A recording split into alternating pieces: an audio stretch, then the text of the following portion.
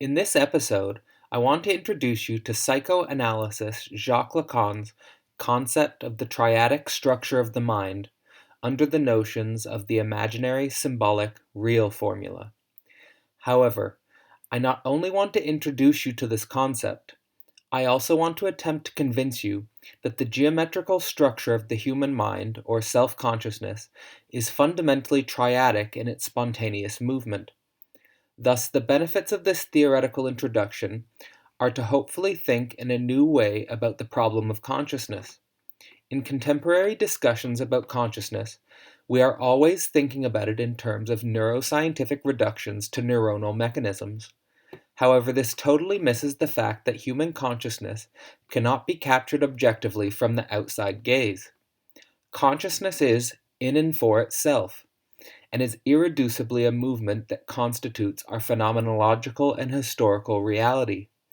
In this sense, I think that when we think about the problem of consciousness, we have to think about it within its natural historical motion, something which Jacques Lacan spent his career trying to understand. The following images were pulled together by an interesting theorist, Anthony Judge, whose website you will find in the description, and you should definitely read. Here you see several famous triadic structures from many different intellectual traditions. What Judge is attempting to show here is that the human mind spontaneously generates and structures its world in triads. Indeed, the triad appears as a fundamental structure in many pre-Christian pagan traditions, like the Celtic tradition, in Abrahamic traditions, most notably, for example, in the structure of the Father, Son, Holy Ghost. However, it also appears in many modern symbols, like Francisco Varela's phenomenological triad of suspension, redirection, and letting go, and also Niklas Luhmann's communication triad, not shown here, but represented as information, utterance, understanding. In this, not only do we have spiritual and religious systems that use the triad, but also some of the greatest phenomenologists and systems theorists of our age, who have fully utilized the triad in order to understand the nature of human phenomenology and the nature of human communication. Here I want to bring quick attention to Hegel's phenomenology of spirit, because Lacan uses phenomenology of spirit extensively to work through his theory of the unconscious and its relation to history. It is not surprising that Lacan finds the phenomenology of spirit as structurally very useful in relation to self-consciousness, desire, and the other. This is because, as many famous Hegelian scholars have noted, the structure of the phenomenology of spirit is fundamentally triadic. However, surprisingly, it is not triadic in the sense of the common notion of the thesis, antithesis, synthesis, which is misattributed to Hegel, who does not use this triad in the book, but instead is structured on a meta-level in a triadic arrangement. And as Howard Keynes notes, if one reads Phenomenology of Spirit, one will find, quote, thousands of triads, unquote, throughout its logical structure. Here, one of the most infamous triadic tools that Hegel deploys is the triad of abstract negative concrete, which can be understood first as an ideational notion or an abstraction, and second as its enaction as a negation of given being, or negative, and third as a concrete real, as a transformation or a new interpretation of being, or concrete. In this structural triad, abstract, negative, concrete, we get one of the most important ways in which Hegel thinks about the human mind as a motion of consciousness that negates and reinterprets given being, starting in the imaginary realm of abstractions. Of course, many people have thought of the human mind as a triadic structure. Here I will just highlight a recent philosophical works that also forwards a system of thought that is fundamentally triadic. In Francesco Belfiare's book, The Triadic Structure of Mind, we have the notion that mind, or spirit, is itself a triad organized between intellect, sensitivity, and power. In this sense, we may make a connection between this triadic notion and Hegel's triadic notion by comparing the intellect to abstraction, sensitivity to negation, and concrete to power. Of course, there may be subtle differences between the way Hegel and Belfoire deploy the triad, but the point is to demonstrate that the utility in looking for meta-level patterns between the ways in which different thinkers use triadic structure to understand the motion of consciousness could be a useful philosophical tool. Now on to Lacan.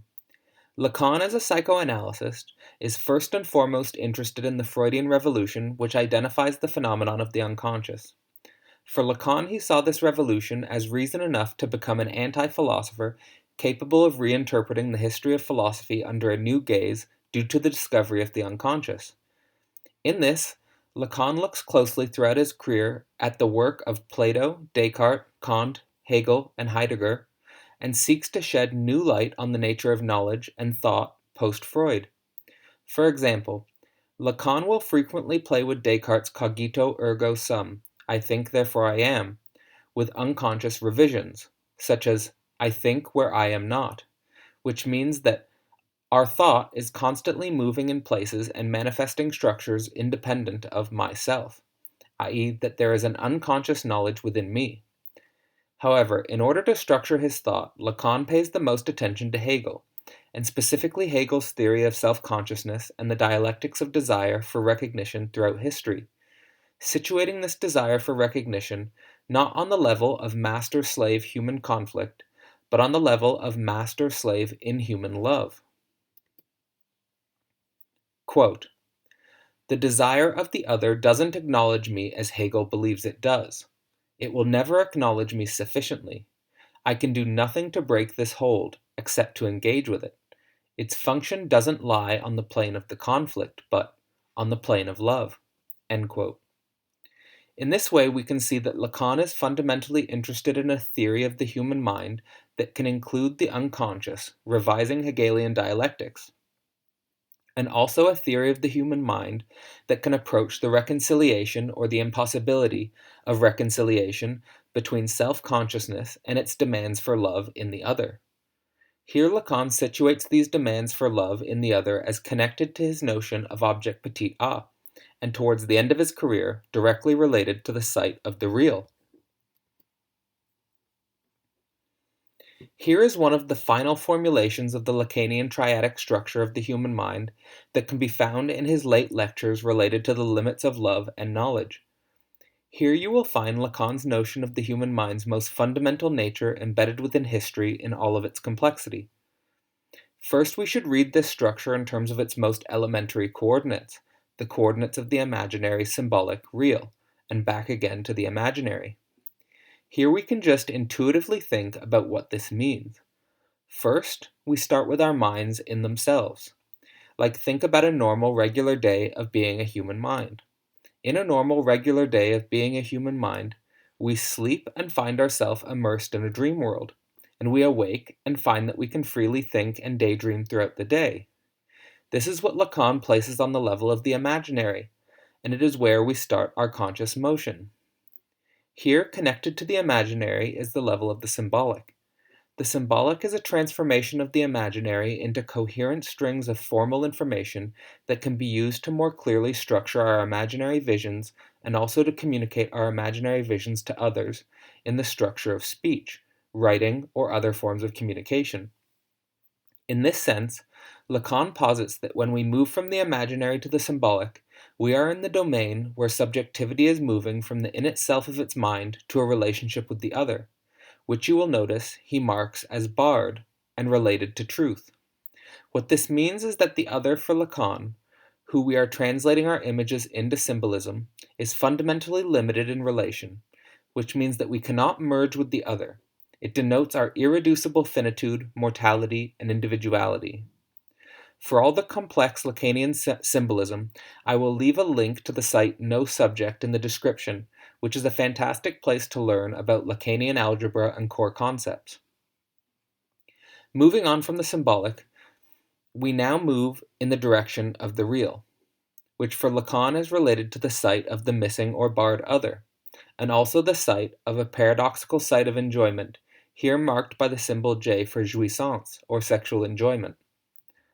Also, in the passage from the symbolic to the real, you will notice that Lacan places the object petit a, or the object cause of desire, on the level of a semblance.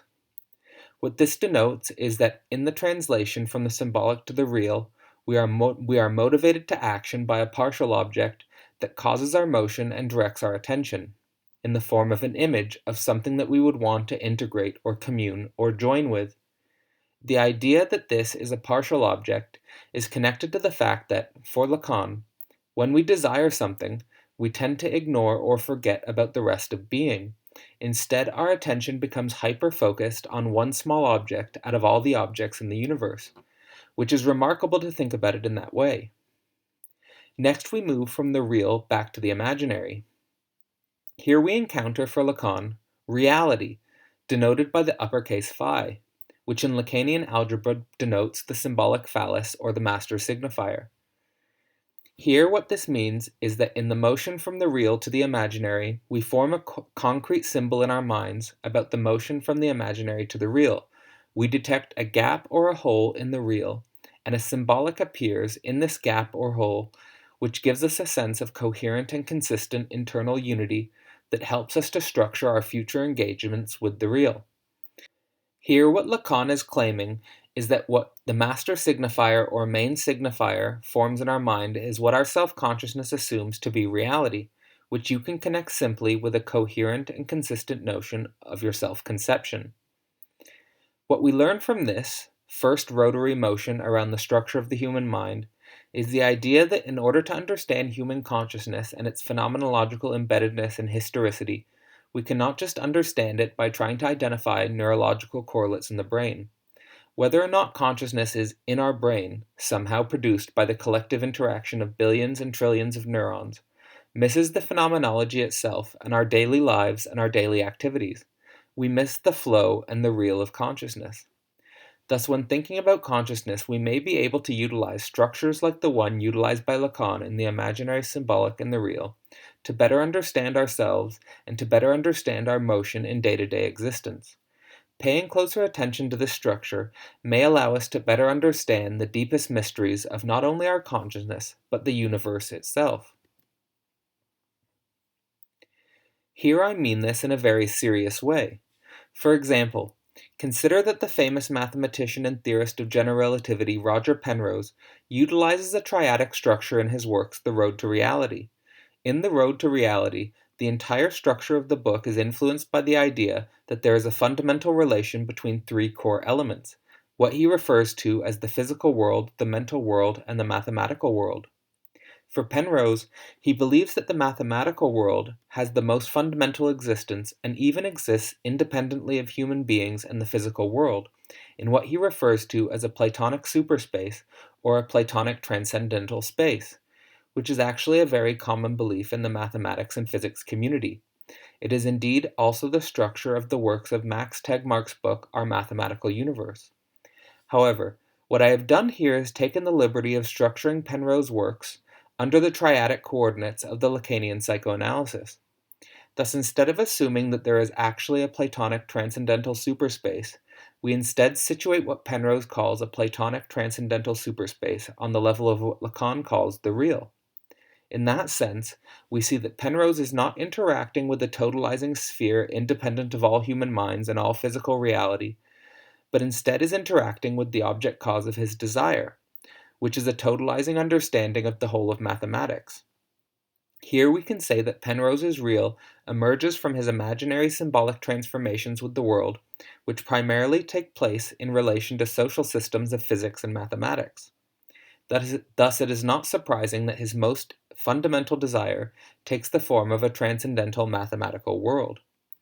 Here I would posit that this is more than just a psychoanalytic observation, but a fundamental observation, because we can rethink the quote, road to reality. The road to reality is not out there in the external world, either physical or transcendental, but right here, in how our human consciousness interacts with the real in a triadic motion. I hope that this was a useful introduction to the Lacanian notion of the imaginary symbolic real triadic structure. Here I wanted not only to introduce this notion to you, but also to convince you that thinking in terms of consciousness triads is a useful way to think about fundamental problems of human consciousness as it moves in human history. Thus, when you are thinking about your own mind, or when you are thinking about how you relate to other minds, or how other minds interact with the world, consider reflecting on its triadic structure, and see what ideas you can come up with. Thanks for watching, and thanks for your attention.